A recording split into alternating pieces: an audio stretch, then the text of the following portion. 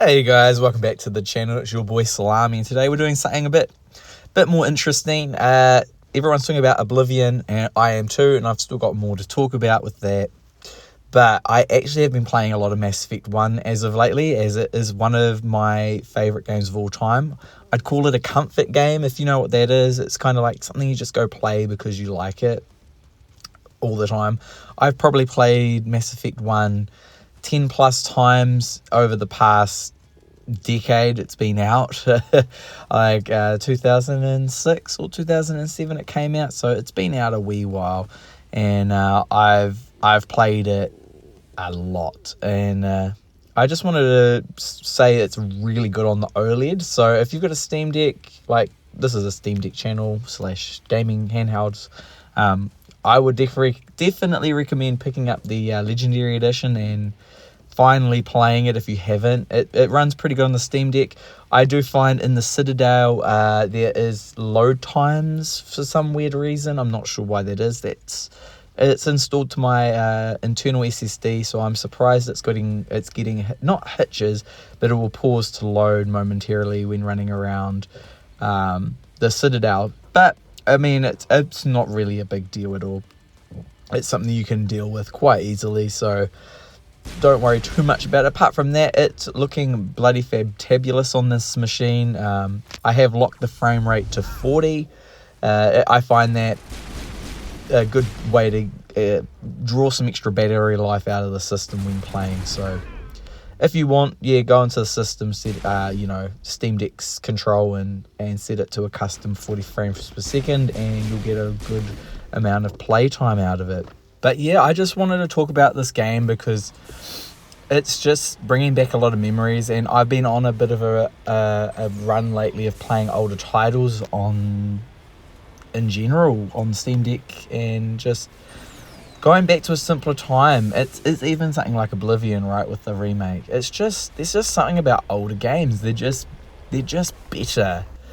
And I mean, that's not to say there's not great games coming out now, like Expedition 33 is getting amazing reviews. I've downloaded Fantasio. I've never played it. Metaphor, I should say, and that's got amazing reviews too. So it's not like there's bad games out. Like 2025, we've actually had like a good string of high quality releases, big and small. But there's just something going back to that comfort feeling of playing something you played years ago and just knowing it inside and out and being able to enjoy yourself with it. I have a few of these games. Like another one for me, I haven't played it in a long time actually, is Diablo 3. I used to just like, it was a great just chill game. I never played it to be competitive or anything like that. I just like to play it, and it's just something about it. And so Mass Effect was probably one of my first real chill / comfort games that I would always go back to, and I'm going back to it again. And what's the nice thing is I finally got one of my best friends to finally sit down and play the trilogy, and he's just started NE1, and I'm so happy because I'm the preacher of Mass Effect trilogy to people. So I converted one of my longest friends that hasn't played it. He kind of just keeps putting it off and off, and he's finally playing it. So I'm very happy about that. And so what my question is do you guys have like that comfort game you go to just to play to feel better or just to relax to? I'm sure there's like, everyone's got their different ones. Like a lot of people probably do Destiny or online MMOs and things like that. It's sort of like me with WoW Classic. It's a nice, just, you don't have to think too hard about it. You can just enjoy it for what it is and not work too hard. So yeah, like Steam Deck has been great for this stuff, and it's going to continue doing that. It's a real shame about Oblivion. I think that game it should work on Steam Deck as is this remaster. It really sucks that it's not. So going forward, I'm gonna be playing all sorts of. I am playing new games, I must say. Like I'm playing one called Dredge at the moment. There's probably going to be a video on that. It's actually like consumed my life over the past couple of days. So it's like I've been playing Mass Effect, and then the Oblivion game dropped, so I jumped on that, and then I've fallen off that because it's not working on Steam Deck, so I have to stream it. So it's kind of muddied that a little bit for me. And then my friend bought me a copy of Dredge, so I was like, well, I've got to play that. So then yesterday I just put about 6.5 hours into Dredge, and I'm like, well, I'm this far and I might as well just finish it, right? So that's how it goes. But yeah, Mass Effect, I mean, like the Vanguard, I think is, going back to Mass Effect, I should say the Vanguard class, I think, is personally my favourite class, like whenever I play a Mass Effect game, simply for the variety of weapons and equipment you get on that class in terms of biotics, tech, and weapons. And then as for companions, I used to be quite strict on who I took with me, but as I've gotten older, I kind of like mix my party up every mission now just to change it up and not really think too hard about it. Now, looking at the world map here, in my head, even though I've played this a million times, I thought there was a percentage of how much of each zone you'd completed, but I can't see it. So I must be getting myself confused with Mass Effect 2 and 3, because I was like, I'm sure it told you how many planets you'd scan per system, but maybe it doesn't.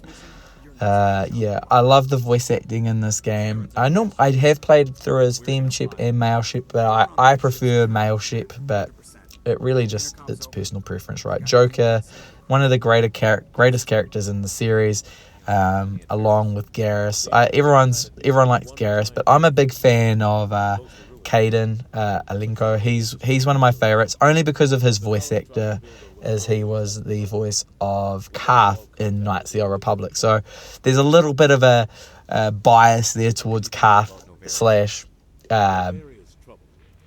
Caden, I should say. I keep going to call him Karth. I'm not playing Knights of the Old Republic here. But yeah, so comfort games are, I think, some of the greatest things ever, but also some of the worst things ever, right? Because you could be playing new games, but no, instead I'm playing old games. So it's something I've got to keep in check and not try and play too many comfort games. But one more time through the trilogy won't hurt, will it? And I think this will be the first time ever I'm going to, once I finish this trilogy again, I'm going to play Andromeda. It's got to be done, because I've owned it forever and I've never played it, and because my expectations are so low, I hope that they're actually it actually surprises me and delights me. Fingers crossed. Surely it can't be that bad.